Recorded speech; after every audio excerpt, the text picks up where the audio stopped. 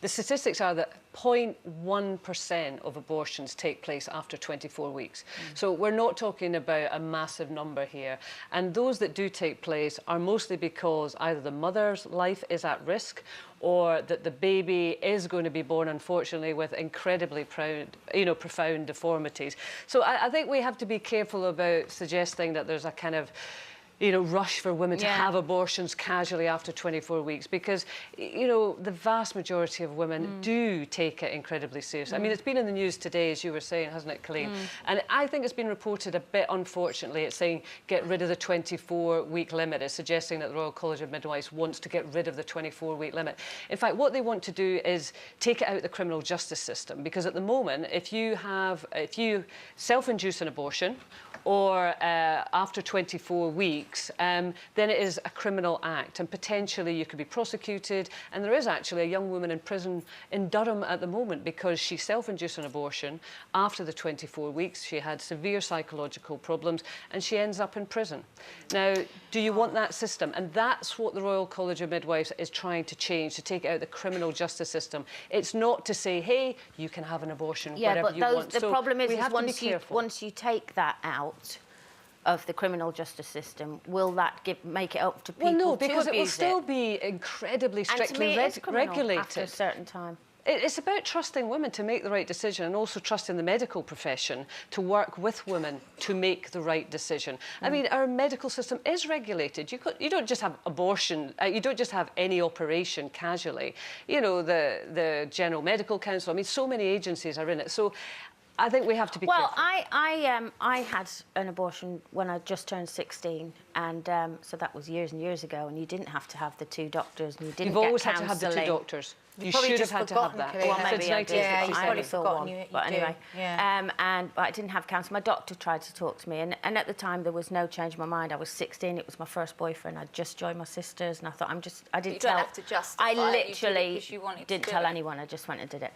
But I agree that if there is something wrong with the child or potentially life-threatening to the mother or the child, to carry on the pregnancy. For instance, my sister Bernie, she had to be induced to give birth at just under 6 months because the baby wasn't going to survive. It had a Edwards syndrome, it was called, and it was really badly deformed, and she had to go through the whole pregnancy and everything. And it was very traumatic. And so I agree with all of that there. What I don't agree with, and of course as you know me, I go off headlines, my initial thing was, I don't agree with somebody just 24 weeks or 26, 28 weeks deciding, actually I've decided against it, I don't want this now. Agree. I don't want to, I don't want this baby, so I'm going to get rid of it. To me that is bordering on criminal. You know before 28 weeks whether you want to keep a baby or not. But it depends the evidence is that that's not really happening, to be honest. It's more likely to be a case, say you were 16 and you were in an abusive relationship and your parents were going to absolutely murder you if you were pregnant, and you were scared and you didn't tell anyone, and it creeps on and it creeps on, and you are in fear of all sorts of situations, and you get to 25 weeks and you go to a clinic and no, actually this is a criminal act, you could go to prison. I had a friend that absolutely happened to. I mean, bless her, she was very young and she did about 20 pregnancy tests, and every pregnancy test was saying it's positive, but she was convinced that she wasn't pregnant because she was so scared. And she didn't really know till 8.5 months. I mean, the problem is, what about somebody that's a rape victim, for instance, that is so traumatised by what's happened to them that there's been a complete denial of what's gone on? Would you then know in your there's loads of circumstances. I'm not talking about, of course, for women that go through any kind of trauma like that. Of course, and I hope that obviously will all be looked at.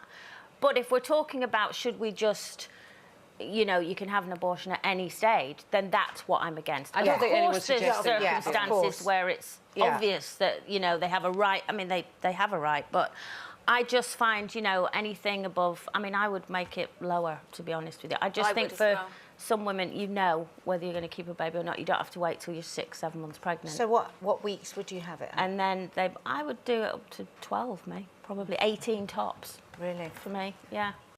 If you've enjoyed that, then why not click here for more? And don't forget to subscribe by clicking here. so that you never miss out on the best Loose Women moments. The majority of the letters I get in the problem page are either relationship-based or to do with depression or feeling lost. And having that thing of I've no one to talk to, and I always say, you know, have you tried? And it's like, well, no, because they wouldn't understand. Absolutely. And I think it is very, very difficult. I think you have to, when you are the person listening, you have to be very aware.